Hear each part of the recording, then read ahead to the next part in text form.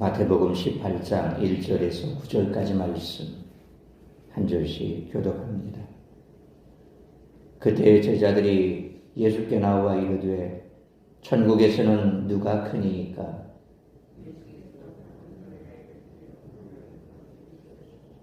이르시되 진실로 너희에게 이르노니 너희가 돌이켜 어린아이들과 같이 되지 아니하면 결단코 천국에 들어가지 못하리라.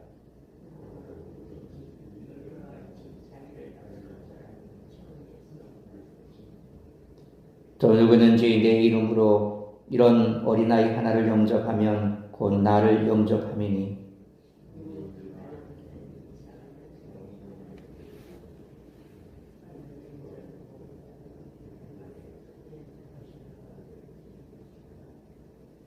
실족하게 하는 일들이 있음으로 말미암아 세상에 화가 있도다. 실족하게 하는 일이 없을 수는 없으나 실족하게 하는 그 사람에게는 화가 있도다.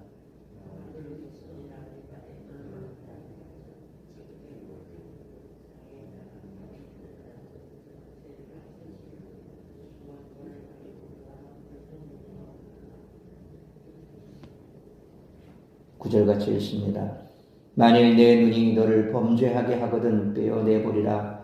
한 눈으로 영생에 들어가는 것이 두 눈을 가지고 지옥불에 던져지는 것보다 나으니라. 아멘. 천국에서는 누가 크니까? 라는 제자들의 질문에 예수님은 천국 백성이 서로를 대하는 올바른 방식을 가르쳐 주십니다. 2절로 4절 말씀처럼 천국 백성은 서로를 대할 때 스스로를 높이려 들지 말고 오히려 어린아이같이 자신을 낮추고 5절로 9절 말씀처럼 다른 사람은 예수님처럼 귀하게 여기고 실족하게 하는 죄를 삼가야 한다고 말씀하십니다. 제자들에게 문제가 되었던 경쟁적 특권의식은 오늘날에도 여전히 하나님의 공동체 안에서 심각한 문제가 될 수 있습니다. 특히 교회 공동체와 신앙의 대의에 대한 열심이 큰 사람일수록 이런 오류에 취약한데 스스로 품은 열심을 다른 구성원들의 열심과 비교하기 시작하면 이런 심리가 발달하기 마련입니다. 그래서 항상 교회 안에 열심히 있으신 분들이 이런 부분에 있어서 조심해야 됩니다. 그 열심과 열정을 우리가 높이 사야 됩니다. 요즘같이 그냥 시기 흘러가듯이 물 흘러가듯이 대충대충 그렇게 신앙생활 하시는 분들이 참 많은 그런 실정 속에서 열심을 가지고 참여하는 것은 대단히 참 귀한 일이고 또 아름다운 일입니다.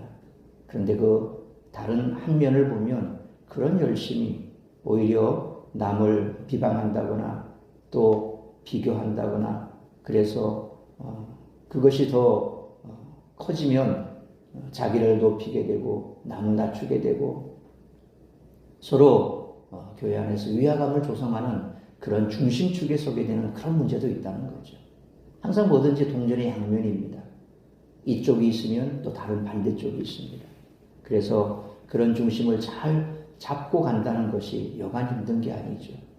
그럼에도 불구하고 열심을 가지고 또 충성을 하시는 분들은 그런 인면도 있다는 사실을 항상 염두에 두고 스스로를 더 조심해야 할 필요가 있는 것입니다. 자신의 뜨거운 열심과 헌신이 누군가의 미지근하고 자그마한 열심과 동등하게 여겨지는 것을 참지 못하거나 은근히 불편해할 때 우리의 열심은 하나님의 백성과 대결하는 잘못된 열정으로 둔감합니다. 누가 더 크냐는 문제에 집중하는 순간에 우리의 마음은 반드시 누군가는 나보다 작아야 비로소 만족을 얻기 시작하는 그런 오류에 빠진다는 거죠. 이런 경쟁적인 정신은 세상 사람들의 조세와 전혀 다를 것이 없습니다. 그들에게 타인은 이 세상에 제한된 자원을 두고 경쟁할 수밖에 없는 상대입니다. 그들 역시 어느 정도까지는 더불어 사는 것을 중요하게 생각하지만 결국 더 잘되기 위해 서로 제로섬 게임에 참여할 수밖에 없다는 것입니다. 소위 제로섬 게임이라는 것이 누군가가 이득을 얻으면 또 누군가는 손해를 봐야 그래서 플러스 마이너스 제로가 되어야 되는 그런 게임을 얘기하는 거죠. 그러니까 어쨌거나 내가 이득을 보려면 누군가는 손해를 봐야 되는 그런 겁니다. 만약 스스로 천국 백성이라 여기는 이들이 새 하늘과 새 땅을 기다리지 않고 이 땅과 이 세상이 전부인 것처럼 공동체 안에서 이와 같은 제로섬 게임에 참여한다면 그들은 이미 천국 백성으로서 마음가짐을 잃어버린 것입니다. 천국 백성에게는 이 땅의 삶이 전부가 아니라 새 하늘과 새 땅에서 누리는 영생이 있습니다. 따라서 곁에 있는 지체들은 경쟁 상대일 수가 없다는 거죠.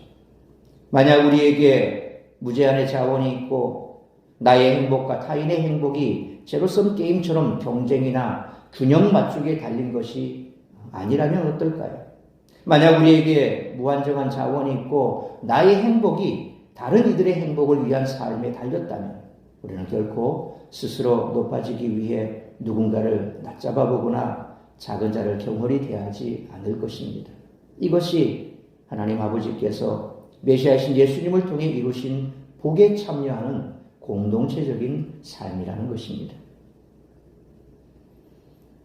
예수님에 의해 천국은 세상에 임했습니다. 교회는 이미 임한 천국과 아직 완성되지 않은 천국의 긴장 상태 가운데 이 세상에 하나님의 통치를 선포하는 사명을 맡았습니다. 교회가 그 사명을 감당하기 위해서는 세상과는 다른 모습을 보여야 합니다. 그런데 그런 모습을 보이지 못하니 그 속에서 지쳐 쓰러진 자들이 교회를 떠나가고 그렇게 교회를 떠나간 자들이 교회에 대해서 안 좋은 그런 시각을 가지고 오히려 비방하는 그런 일들을 우리가 많이 목격하게 됩니다. 예수님은 제자들과 나눈 대화를 통해 교회가 세상과 어떤 차이점을 가져야 하는지를 우리에게 가르쳐주고 있습니다. 따라서 이와 같은 오늘 본문의 말씀을 통해 우리들이 깨달아야 할 것은 첫째로 1절로 4절 말씀처럼 어린아이와 같이 자기를 놓치는 자가 큰 자가 된다는 것입니다. 18장은 천국에서는 누가 크니까? 라는 제자들의 질문에 대한 예수님의 답변과 그것에서 파생한 질문에 대한 답변으로 이루어져 있습니다. 1절 말씀처럼 제자들은 예수님께 천국에서 누가 큰 자인가를 여쭈었는데 이는 예수님이 천국의 왕으로 즉위하시면 누가 그 밑에서 왕의 통치권을 집행하게 되느냐? 천국의 2인자, 3인자가 될 사람은 누구냐는 질문입니다. 이에 대한 예수님의 대답은 다소 충격적입니다. 3절로 4절 말씀처럼 천국은 어린아이와 같은 자들이 아니면 들어갈 수 없으며 어린아이와 같이 자기를 낮추는 자가 가장 큰 자가 되리라는 말씀입니다. 여기서 어린아이란 누군가의 통치를 받는 것을 당연히 여기고 자신을 낮추는 존재를 의미합니다. 그러므로 통치하기보다 통치받기를 원하는 사람이 천국에서 큰 자가 되며 자신을 낮추면 큰 자가 된다는 역설적 가르침은 천국의 질서에 대한 가르침의 기준이 되므로 이 기준대로 살기를 힘쓰는 우리 모두가 되시기를 축원합니다. 두 번째로 5절로 6절 말씀처럼 자신을 낮추고 서로 낮은 자를 섬기는 자가 큰 자라는 것입니다. 예수님은 자기를 낮추는 자가 천국에서 큰 자라는 가르침에 이어서 5절 말씀처럼 작은 자를 영접하는 것이야말로 천국의 왕, 곧 예수님을 영접하는 것이라고 가르치십니다. 고대에는 왕이 파송한 사신이나 관리를 영접하는 것을 곧 그를 파송한 왕을 영접하는 것과 같은 것을 여겼습니다. 오늘날에도 그와 똑같이 외국에 파송한 대사가 바로 그런 직분 아닙니까? 한 나라를 대변하지요. 그러니까 그 나라에 들어가서 자국을 대신하는 그런 역할을 하는 것이 대사입니다. 그런 대사가 잘 그의 직무에 맞게끔 처신을 하고 또 행동을 하면 나라의 국격이 올라가지만 그렇지 못하고 그 나라에서 나쁜 짓을 한다거나 아니면 뭐 요즘같이 성추문에 휩쓸려 한다거나 아니면 또 뭐 여러 가지 그런 구설수에 올라간다면 그 나라의 국격 자체가 훼손이 되겠죠. 똑같습니다. 파송한 관리나 또 사신을 잘 영접하면 그 나라 왕을 영접하는 것과 같습니다.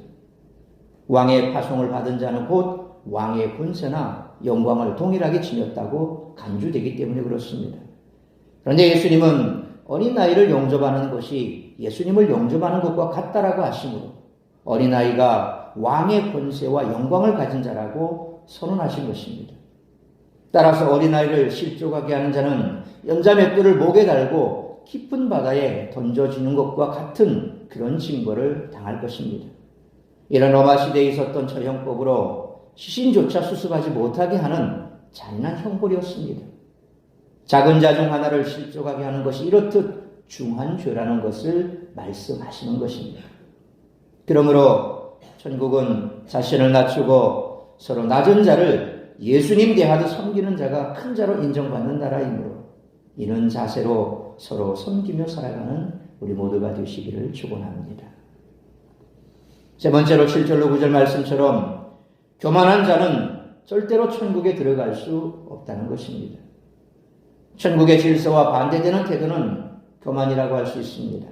예수님은 7절 말씀처럼 약한 자를 실족하게 하는 교만한 자에게는 화가 있다라고 경고하십니다. 예수님은 8절로 9절 말씀처럼 손이나 발이나 눈이 자신을 범죄하게 하거든 찍어내버리고 뽑아버리라고까지 말씀하시는데 그만큼 교만한 행동을 하거나 교만한 눈으로 사람을 보는 자는 절대로 천국에 들어갈 수 없다는 강한 경고입니다. 실제 우리가 신앙생활하면서 늘 겪는 딜레마 가운데 하나가 이겁니다. 예수 믿으면 구원받는다고 했지 않냐? 나는 예수 믿는다. 나는 구원받았다. 나는 천국 간다. 맞습니다. 예수를 믿어야 구원받고 천국 갑니다. 그런데 과연 그 믿음의 정체성이 어떻게 드러나느냐 하는 것이죠. 정말 믿는 사람이냐? 믿지 않는 사람이냐? 껍데기만 믿는 사람이냐? 실질적으로 믿는 사람이냐? 포장만 그러냐? 내용도 똑같냐? 우리는 그런 것까지 신경을 써야 되는 거지. 천국이 그렇게 아무나 들어갈 수 있는 곳이고 또 아무나 받아주는 곳이 맞지만 그럼에도 불구하고 또 한편으로는 아무나 들어갈 수 없는 곳이기도 하다는 것을 알아야 됩니다. 믿는 척 하는 사람 천국 들어갈 수 있다. 하나님을 무시하는 거 아닙니까? 하나님을 모독하는 것 아닙니까? 척한다고 갈 수 있는 곳. 척하는 자도 들어갈 수 있는 곳. 그래서 옛날에 그런 우스개 얘기들이 참 많이 나왔죠. 천국에 이제 들어가는 사람들이 이렇게 기다리고 있는데 그 천국 문 앞에 중국집이 하나 있었습니다. 근데 그 한 성도가 꿈속입니다. 꿈얘기인데 그 하도 배가 고파서 이제 그 중국집에 들어갔습니다. 중국집에 딱 들어가니까 장로님이 테이블을 열심히 닦고 계시는 거예요. 장로님 여기서 뭐 하십니까? 근데 목사님은 어디 계신가요?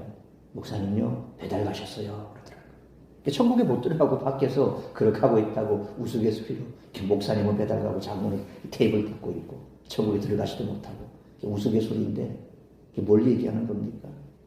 직분이 목사라고 장로라고 다 천국 가는 게 아니다. 오늘 말씀처럼 아무나 다 그렇게 그냥 믿는다라고 말만 하면 다 천국 간다.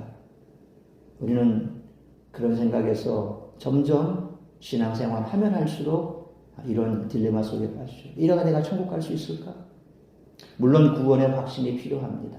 그런데 그 구원의 확신이 있다면 그 삶도 거기에 따라가야 된다는 거죠. 늘 그냥 그렇게 내가 천국 갈 수 있을까 고민만 하는 것이 아니라 내 안에 계신 성령께 의지하고 그래서 그런 삶을 바꾸려고 애를 쓰고 그래서 내 삶에 성령의 열매가 맺어지기 위해서 애쓰고 노력하는 그런 삶. 그래서 그런 중에 날마다 주님 앞에서 단식하면서 나 자신을 돌아보고 그렇게 변화되는 삶을 살아가고자 애쓰는 자와 난 천국 갈 거야. 그러니까 난 상관없어. 내가 무슨 짓을 하든 상관없어. 나는 괜찮아. 그래서 우리가 구원파를 이단으로 가는 게 그거 아닙니까? 너 구원받아서 구원받은 자는 더 이상 죄하고 상관없는 거야. 초대교회 이단과 똑같습니다. 구원받았다고 해서 죄 안 짓습니까? 똑같이 죄를 짓죠. 그래서 죄에 대한 죄책감을 자꾸 가지고 있으면 너 구원받은 거 아니야 라고 얘기하는데 그건 아니라는 거죠. 구원받은 사람일수록 구원받은 그 자의 삶에 대해서 책임감이 있어야 된다는 거죠. 그런 책임감 없이 그냥 말로만 구원받았다고 외치는 거, 그래서 구원받은 겁니까? 그건 아니라는 거죠.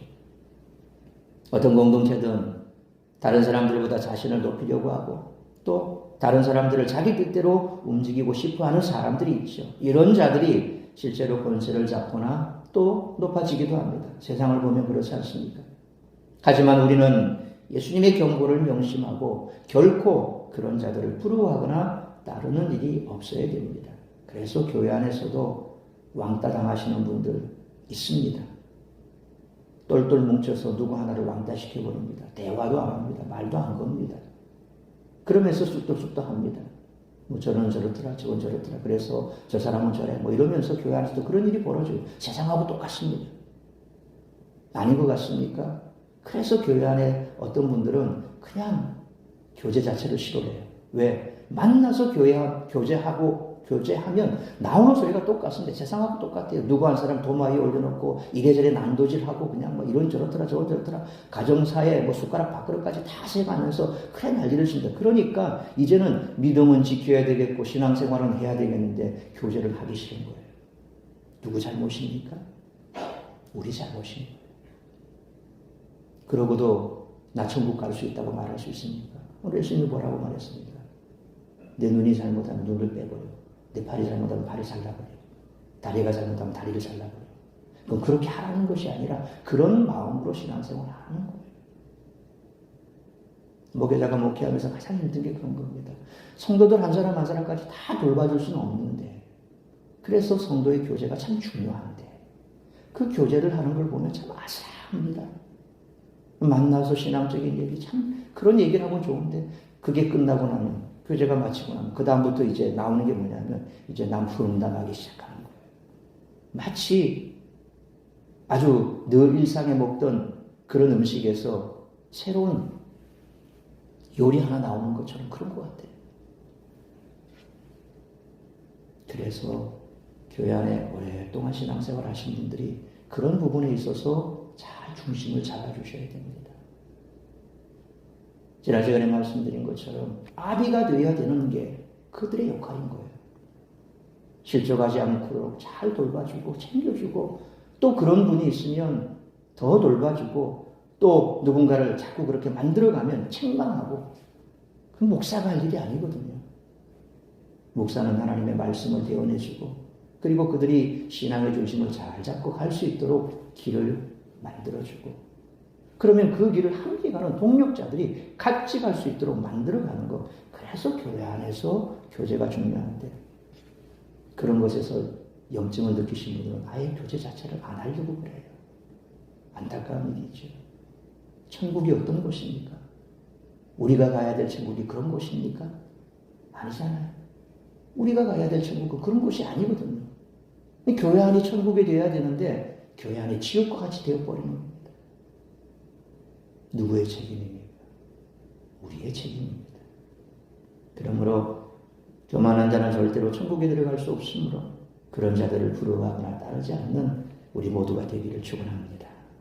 사랑하는 성도 여러분, 교회가 하나님의 통치를 세상에 드러내는 공동체로서 갖추어야 할 가장 첫째 덕목은 겸손히 자신을 낮추는 것이고 겸손한 사람을 인정하고 높이는 것입니다. 하나님이 복을 주시고 높이시고 영광을 드러낼 그런 자는 자신을 낮추고 다른 사람을 섬기는 그런 사람입니다. 그래서 우리는 말에도 참 격이 있어야 됩니다.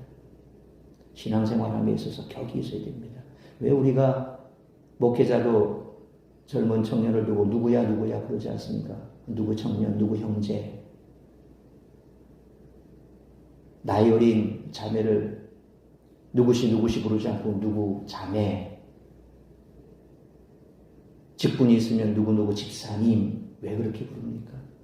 격이 있어야 되는 거예요. 세상 사람들처럼 누구시 뭐야 이건 교회가 아니에요. 심지어는 목회자 부모도 목회자를 볼 때 누구야 그렇게 부르지 않아요. 박 목사님, 김 목사님, 이 목사님, 박 장로님, 김 장로님. 저도 저희 동서가 아시는 분 아시겠지만 저희 교회 장로입니다. 사적인 자리에서도 박 장로님 그래 불러요. 동서라고 안 불러요. 한 번도 그렇게 부른 적 없어요. 호칭까지도 우리는 격이 있어야 됩니다. 존중하는 마음이 묻어나야 되죠. 그래서 교회 안에서는 호칭이 중요한 거예요. 직분 있으면 직분을 불러줘야 돼요. 가까이 지내고 스스럼 없이 지낸다고 누구야 하기 시작하면 나중에는 그것 때문에 문제 생깁니다. 항상 존중할 줄 알고 남을 세워주려고 하면 말에서부터 시작이 되는 겁니다. 그래서 우리가 말하는 것이 참 어렵습니다. 특히 목회자들은 더 그래요. 늘 앞에 서서 말을 하잖아요. 어떨 때는 저도 참 제 스스로도 민망할 때가 있습니다. 특히 우리 요한이와의 관계에 있어서 그냥 많이 그냥 제가 힘드니까 그래서 어떨 때는 내가 목사인가 우리 아들도 그래 이 사이비 목사 그럴 때가 있어요. 그 말 들으면 참 기분 나쁘지만 한편으로는 지 눈에 내가 그렇게 보이는가 그런 생각이 들어요. 여러분들도 신앙생활함에 있어서 참 그런 부분이 어렵죠. 어렵다고 내팽개칠 수 없는 겁니다. 작은 것부터 세심하게 신경 써야 되고 그렇게 할수록 교회가 아름답게 성장해지는 겁니다. 목회자의 책임은 돌릴 것이 아니라 한 사람 한 사람 여러분이 바로 교회의 목회자라고 생각하셔야 돼요. 그런 책임감 있는 성도들이 교회 안에 가득하면 정말 그 교회는 아름다운 교회가 되는 거고 그 교회가 점점 천국처럼 돼가는 겁니다. 그래서 누구라도 교회 오고 싶어하고 누구라도 교제 안에 들어오고 싶어하는 거죠. 그러므로 교만한 자는 절대로 천국에 들어갈 수 없으므로 그런 자를 부러워하거나 따르지 않아야 뿐만 아니라 어린아이와 같이 자신을 낮추고 서로 낮은 자를 예수님 대하듯 섬기며 살아가는 우리 모두가 되시기를 주님의 이름으로 축원합니다. 기도하겠습니다. 거룩하신 아버지 하나님, 은혜와 사랑을 감사합니다. 오늘도 말씀으로 예배로 하루를 시작하게 하시니 감사합니다. 오늘 우리에게 주신 말씀처럼 우리는 그저 예수 믿고 구원받았다. 나는 천국 간다. 그것으로 우리의 신앙의 의무를 다한 것처럼 생각할 때가 있습니다. 실상은 우리가 천국 가야 될 백성이라면 그 백성다운 모습이 삶으로 나타나야 할 터인데 그렇지 못한 경우를 많이 보게 됩니다. 그런 모습을 통해서 우리는 실망하기도 하고 또 그런 모습을 통해서 누군가는 실족하기도 하고 그래서 참으로 신앙생활하는 것이 세월이 가면 갈수록 어렵다는 것을 느끼게 됩니다. 그러나 어렵다는 것으로 실망만 할 것이 아니라 오늘 예수님께서 말씀하신 것처럼 정녕 천국 가야 할 백성들의 모습이 어떤 것인가를 천국에서 큰 자가 어떤 자인가를 말씀하신 그 예수님의 말씀의 의미를 깨닫는다면 우리는 얼마든지 그런 모습으로 변화될 수 있을 것입니다. 나는 할 수 없지만 주님이 하십니다. 내 속에 계신 성령께서 나를 움직이시고 나를 지배하시고 내가 성령에 충만한 사람이 된다면 얼마든지 그렇게 가능하다는 것입니다. 우리는 세상 사람들처럼 그런 모습으로 살아가는 자들이 아니라 우리 속에는 주님의 영인 성령이 계십니다. 그러므로 날마다 성령 충만하여 낮은 자를 높일 수 있고 언제나 겸손하게 남을 높여주고 또 낮은 자를 주님 대하듯 대할 수 있는 그런 마음의 자세를 늘 준비하고 말씀을 가까이 하고 말씀대로 살려고 노력한다면 우리의 공동체는 얼마든지 천국이 될 수 있을 줄 믿습니다. 그런 모습으로 살아갈 수 있도록 오늘도 성령으로 충만케 하여 주옵시고 우리를 붙들어 주시고 우리 사랑하는 교회가 우리 사랑하는 성도들이 아니 이 땅의 모든 크리스찬들이 그런 삶을 살아감으로 누구라도 교회 공동체 안에 들어오고 싶고 교회 공동체 안에 속한 자들은 그 공동체를 사랑하게 되고 그래서 장차갈 천국이 바로 이런 곳이구나 느낄 수 있는 그런 날이 올 수 있기를 원합니다. 오늘 이 한 날도 우리가 그런 모습으로 살아가기를 결단하고 주님 앞에 우리 자신의 과거의 모습을 돌아볼 수 있으며 앞으로 우리가 어떻게 해야 될지 결단하는 귀하고 복된 시간 될 수 있도록 인도하여 주옵소서. 이 모든 말씀 우리 주 예수 그리스도 이름으로 기도하옵나이다. 아멘.